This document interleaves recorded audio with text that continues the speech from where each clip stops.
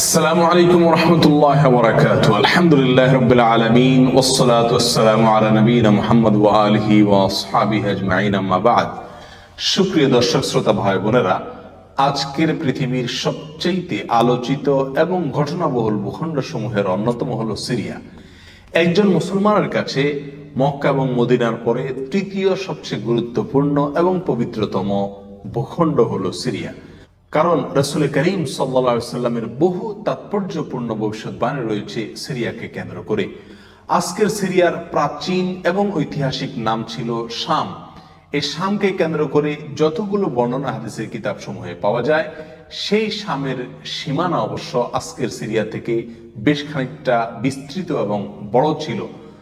Syria, Jordan, ফিলিস্তিন এবং Lebanon, এই দেশগুলো মিলে ছিল তখনকার শাম।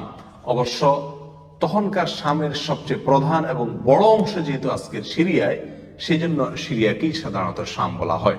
শাম বা সিরিয়ার প্রধান এবং অন্যতম বৈশিষ্ট্য হলো যুগে যুগে আল্লাহ সুবহানাহু ওয়া তাআলার পক্ষ থেকে বিভিন্ন নবী রাসূল যে সারা পৃথিবীতে এসেছেন, তাদের সবচেয়ে বড় অংশ এবং সবচেয়ে বেশি সংখ্যক নবী রাসূল এসেছেন এই শাম বা সিরিয়া। শাম বা সিরিয়া এটাই কিয়ামতের ময়দান হবে। কিয়ামতের দিন লোকেরা এখানেই সমবেত হতে থাকবে। এর বাইরেও শাম বা সিরিয়া প্রসঙ্গে রাসূল করিম সাল্লাল্লাহু আলাইহি সাল্লামের আরো অনেক গুরুত্বপূর্ণ মন্তব্য এবং বক্তব্য রয়েছে। সামান্য কয়েকটি বক্তব্য আজ আপনাদের সম্মুখে আমরা পেশ করতে চাই। তার মধ্যে এক নম্বর হলো সহিহ বুখারীতে বর্ণিত হয়েছে, নবী আলাইহিস সালাতু ওয়াস সালাম বলেছেন, লা তাযালু তা'iফাতুন মিন উম্মতি মানসুরিন লা ইয়াদুররুহুম মান খাযালাহুম হাত্তা তাকুমাস সাআহ। অর্থাৎ আমার উম্মতের মধ্যে একটা বিশেষ শ্রেণী, বিশেষ কিছু লোক থাকবে, একটা দল থাকবে যারা সত্যের পক্ষে লড়াই করতে থাকবে, আল্লাহর সাহায্য তাদের সঙ্গে থাকবে এবং তারা এই সত্যের পক্ষের লড়াইকে অব্যাহত রাখবে কিয়ামত কায়েম হওয়া পর্যন্ত। তাদেরকে যারা পর্যদস্ত করতে চায়, অপমান করতে চায়, ক্ষতি করতে চায়, তাদের কেউই তাদের কোনো ক্ষতি করতে পারবে না। এই হাদিসে নবী আলাইহিস সালাম যে দলটির কথা বলেছেন, যারা সাহায্য প্রাপ্ত হবেন আল্লাহর পক্ষ থেকে এবং যারা অটল অবিচল থাকবেন সত্যের উপরে কিয়ামত পর্যন্ত, যাদেরকে কেউ অপদস্থ করতে পারবে না, সেই দলটি কারা এবং তাদের অবস্থান কোথায় হবে, এই প্রসঙ্গে সহিহ বুখারীতে নবী আলাইহিস সালামের একাধিক সাহাবায়ে কেরামের মন্তব্য রয়েছে, যারা বলেছেন যে এখানে যে দলটির কথা বলা হয়েছে তারা হলেন সিরিয়ায় অবস্থানকারী হবেন এবং এটা হবে কিয়ামতের ঠিক আগ মুহূর্তে। তাবরানীর এক বর্ণনা, নবী আলাইহিস সালাম নিজেও বলেছেন আল্লাহর সাহায্যপ্রাপ্ত সেই দলটি থাকবে সিরিয়ায় বা শামে। সিরিয়া প্রসঙ্গে দ্বিতীয় হাদিসটি বর্ণিত হয়েছে সহিহ বুখারীতে। বিখ্যাত সাহাবী আব্দুল্লাহ ইবনে ওমর রাদিয়াল্লাহু তাআলা আনহু বলেছেন, রাসূল করিম সাল্লাল্লাহু আলাইহি ওয়াসাল্লাম ইরশাদ করেছেন, আল্লাহুম্মা বারিক লানা ফি শামিনা ওয়া ফি ইয়ামানিনা। অর্থাৎ আল্লাহ আমাদের সিরিয়ায়, আমাদের ইয়ামানে আপনি বরকত দান করুন। এই কথা বলার পরে উপস্থিত লোকেরা বলল, ইয়া রাসূলুল্লাহ ওয়া ফি নাজদিনা, আমাদের নজদেও আল্লাহ বরকত দান করুন, সেই দোয়া করুন আপনি। নবী আলাইহিস সালাম তাদের কথায় কর্ণপাত না করে আবারও বললেন, আল্লাহুম্মা বারিক লানা ফি শামিনা ওয়া ফি ইয়ামানিনা। লোকেরা আবারও বললেন ওয়া ফি নাজদিনা, আমাদের নজদেও।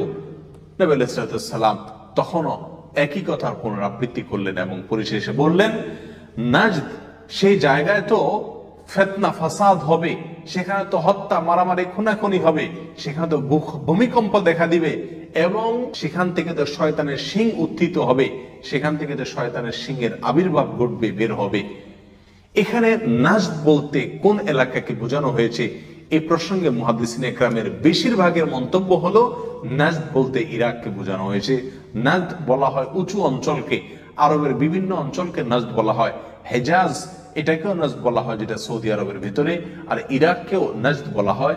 সহিহ বুখারীর বিশ্ববিখ্যাত ব্যাখ্যাতা আল্লামা কিরমানী রাহিমাহুল্লাহ এবং আল্লামা খাত্তাবী রাহিমাহুল্লাহ এবং আল্লামা ইবনে আব্দুল বার রাহিমাহুল্লাহ সহ অনেক বড় বড় মুহাদ্দিসিনে কেরাম এবং হাদিসবিদগণ মন্তব্য করেছেন যে হাদিসের শেষ অংশে নবী আলাইহিস সালাম যে নাজদ প্রসঙ্গে মন্তব্য করেছেন, সেখানে নাজদ বলতে ইরাককে বোঝানো হয়েছে।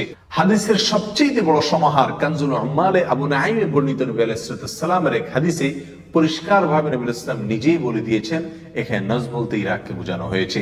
যাই হোক, এই হাদিস থেকে আমরা বুঝতে পারলাম বরকত নবী আলাইহিস সালাম চেয়েছেন আল্লাহর কাছ থেকে এই শাম বা সিরিয়ার জন্য। তাহলে এই শাম বা সিরিয়া এটা গুরুত্বপূর্ণ একটি জায়গা, এবং নবী সাল্লাল্লাহু আলাইহি ওয়াসাল্লামের কাছে খুবই প্রিয়, আল্লাহর কাছে খুবই তাৎপর্যপূর্ণ একটি ভূখণ্ড। তৃতীয়ত যে হাদিসটি আমরা এই প্রসঙ্গে পেশ করতে চাই সেটি বর্ণিত হয়েছে সুনানে আবু দাউদে এবং মুসনাদে আহমদে। নবী আলাইহিস সালাম থেকে বর্ণনা করেছেন আব্দুল্লাহ ইবনে হাওয়ালা রাদিয়াল্লাহু তাআলা আনহু, তিনি বলেন যে রাসূল করিম সাল্লাল্লাহু আলাইহি ওয়াসাল্লাম আমাকে বলেছেন, দেখো যখন তুমি দেখবে যে খেলাফত পবিত্র ভূমিতে অবতরণ করেছে, নেমেছে, এসেছে, প্রতিষ্ঠিত হয়েছে, তখন তুমি ধরে নিবে যে কিয়ামত খুবই সন্নিকটে এসে গেছে। এ হাদিসে নবী আলাইহিস সালাম পবিত্র ভূমিতে যে খেলাফত অবতরণ করলে কিয়ামত নিকটবর্তী এটা বোঝা যাবে বলেছেন। এখানে পবিত্র ভূমি বলতে তিনি কি বুঝিয়েছেন এই ব্যাখ্যা প্রসঙ্গে প্রায় সকল মুহাদ্দিসিনে কেরামের অভিমত হলো নবী আলাইহিস সালাম এখানে সিরিয়াকে বুঝিয়েছেন। আগে এবং পরের আলোচনাকে পর্যালোচনা করলে সেটাই পরিষ্কার হয়ে যায়। সিরিয়া প্রসঙ্গে চতুর্থ যে হাদিসটি আমরা পেশ করতে চাই সেটি সুনান তিরমিজিতে বর্ণিত হয়েছে। সেই হাদিস থেকে বোঝা যায় নবী আলাইহিস সালাম সিরিয়াকে গোটা মুসলিম বিশ্বের জন্য হৃৎপিণ্ড হিসেবে অভিহিত করেছেন, মন্তব্য করেছেন।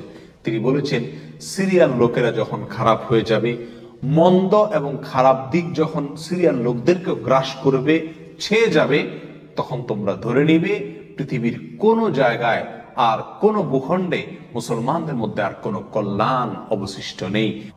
অর্থাৎ হৃৎপিণ্ডের মতো সিরিয়ার মানুষের মধ্যে যখন পচন ধরবে, তখন গোটা দেহে, গোটা মুসলিম বিশ্বের মধ্যেই পচন তার আগেই ধরে গেছে, এটা পরিষ্কারভাবে বোঝা যাবে।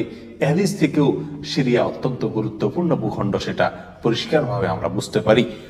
সিরিয়া প্রসঙ্গে 5 নম্বর হাদিসটি বর্ণনা করেছেন আবু হুরায়রা রাদিয়াল্লাহু তাআলা আনহু, আর এটি বর্ণিত হয়েছে সুনানে ইবনে মাজাহ।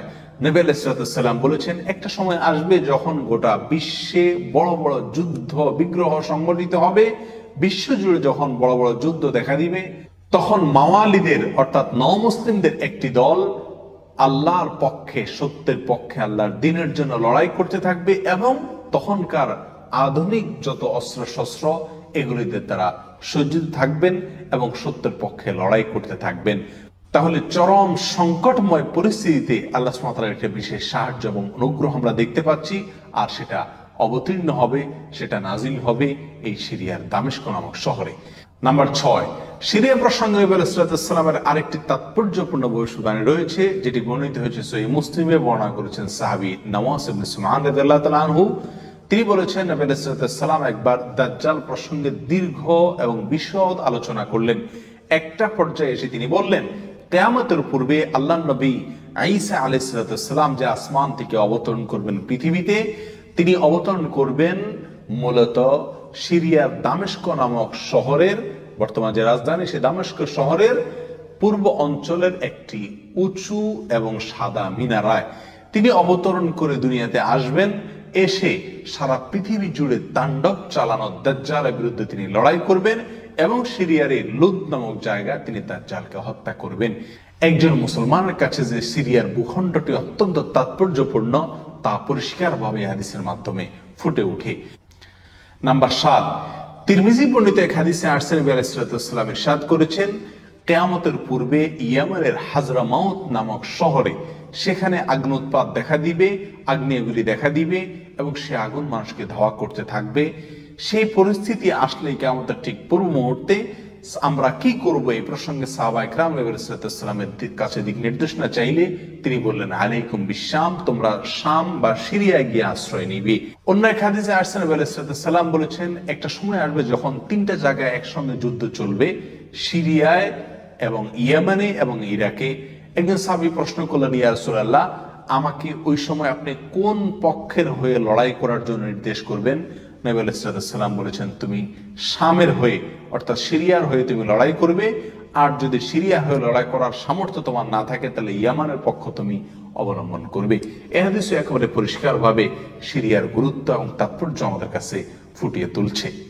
নাম্বার 8, মুসনাদে আহমদ সহ বহু হাদিসের কিতাবে বর্ণিত হয়েছে, কিয়ামতের পূর্বে যে আগ্নেয়গিরি দেখা যাবে, যে আগুনউৎপাত দেখা দিবে, সে আগুন মানুষকে ধাওয়া করতে থাকবে এবং সারা পৃথিবীর মানুষকে ধাওয়া করতে করতে করতে একটা জায়গায় একত্রিত করবে, আর সেটি হলো সিরিয়া।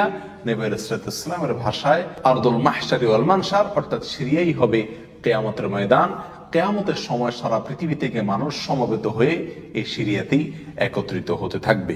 নাম্বার 9, নবী আলাইহিস সালাম আরেক হাদিসে বলেছেন, মালায়েকাতুল্লাহি বাসিতু আজনিহাতাহুম আলা শাম আল্লাহর ফেরেশতাগণ সিরিয়ার উপরে তাদের ডানাকে ছেয়ে আছেন অথবা ছেয়ে থাকবেন। এ হাদিস থেকেও শাম বা সিরিয়ার গুরুত্ব করে পরিষ্কারভাবে ফুটে ওঠে। নাম্বার 10, এক হাদিসে আসছেন নবী আলাইহিস সালাম তার এক স্বপ্নের বিবরণ দিতে গিয়ে বলছেন যে আমি একবার শুয়েছিলাম, দেখলাম আমার মাথার নিচ থেকে আল্লাহর কিতাবকে ছিনিয়ে নিয়ে যাওয়া হলো এবং সেটাকে যখন নিয়ে যাওয়া হচ্ছে আমি তাকিয়ে থাকলাম কোথায় নিয়ে যাওয়া হচ্ছে। দেখলাম যে একটা আলোক রশ্মি চলে যাচ্ছে এবং যেতে যেতে সিরিয়ার ভূমি পর্যন্ত সেটা চলে গেল এবং সেখানে গিয়ে অবতরণ করলো। এরপর নবী আলাইহিস সালাম বললেন আলা ইন্নাল ঈমানা ইযা ওয়াকাআতিল ফিতানু বিশাম, অর্থাৎ যখন সারা পৃথিবীতে ফিতনা ফাসাদ ছেয়ে যাবে তখন ঈমানের ঠিকানা হবে সিরিয়ায়, আর ঈমানদারদের আশ্রয়স্থল হবে, শেষ ভরসা হবে সিরিয়া। সম্মানিত ভাই বন্ধুগণ, এই হাদিসগুলো থেকে পরিষ্কারভাবে ফুটে উঠলো যে মক্কা মদিনার চাইতেও ঘটনা বহুল হবে কিয়ামতের পূর্ব মুহূর্তে শাম বা সিরিয়া নামক ভূখণ্ড। আর সে শাম এবং সিরিয়াতে আজকে জুলুমের স্টিম রোলার চলছে। সারা পৃথিবীর সবচাইতে বড় কসাইখানায় পরিণত হয়েছে শাম বা সিরিয়া। এখানকার নিরীহ নারী, পুরুষ, শিশু, সাধারণ মানুষ আজ তাদের রক্ত সম্পূর্ণ হালাল মনে করা হচ্ছে। ত্রিমুখী বা চতুর্মুখী লড়াইয়ে আজ সেখানকার মানুষ বলির পাঁঠা হয়ে গেছে। সারা পৃথিবীর সবচেয়ে বড় কসাইখানায় পরিণত হয়েছে। সেখানকার নারী, পুরুষ, সাধারণ মানুষ সকলের আর্তনাদে আকাশ বাতাস ভারী হয়ে উঠছে। জালেম অত্যাচারীদের জুলুমে সেখানে রক্তের গঙ্গা, রক্তের বন্যা আজকে বয়ে চলেছে। আল্লাহ সুবহানাহু ওয়া তাআলা আমাদেরকে ক্ষমা করুন। আমাদের অক্ষমতা, আমাদের অপারগতা, আমাদের অলসতা, আমাদের উদাসীনতা, আমাদের দায়িত্বহীনতা এর জন্য না জানো আল্লাহর গজব আমাদের উপরে, আল্লাহর আযাব না যেন আমাদের উপরে নাজিল হয়। আজ সারা বিশ্ব বিবেক নীরব হয়ে আছে। মুসলিম বিশ্ব পর্যন্ত নীরব দর্শকের ভূমিকা পালন করছে। আপনার আমার মতো সাধারণ মানুষ আজকের বিশ্বের অবস্থা আমাদের হাত পাকে একরকম বেঁধে রেখেছে। আমরা তাদের পাশেও দাঁড়াতে পারছি না। অতএব কমপক্ষে আল্লাহর কাছে দোয়া করি, আল্লাহ আমাদের অক্ষমতাকে ক্ষমা করুন, আল্লাহ তাদের সাহায্য করুন, তাদের সহযোগিতা করুন। জালেমদের কালো হাতগুলোকে আল্লাহ সুবহানাহু ওয়া তাআলা ভেঙে চুরে চুরমার করে দিন। প্রিয় বন্ধুগণ, নিরাশ হবার কোনো কারণ নেই। সিরিয়ার মানুষদের দিয়ে আল্লাহ সুবহানাহু ওয়া তাআলা অনেক বড় খেদমত নিবেন। হয়তো তাদের পরীক্ষা চলছে, আল্লাহর সাহায্য ইনশাআল্লাহ অচিরেই আসবে। আল্লাহর সাহায্য তাদের সঙ্গে আসুক এবং সকল প্রকার জালেমদেরকে আল্লাহ সুবহানাহু ওয়া তাআলা ধ্বংস করুন। সেই দোয়া আল্লাহ সুবহানাহু ওয়া তাআলার কাছে আমরা রাখি। ওয়া আখিরু দাওয়ানা আলহামদুলিল্লাহি রাব্বিল আলামিন। আসসালামু আলাইকুম ওয়া রাহমাতুল্লাহি ওয়া বারাকাতুহু।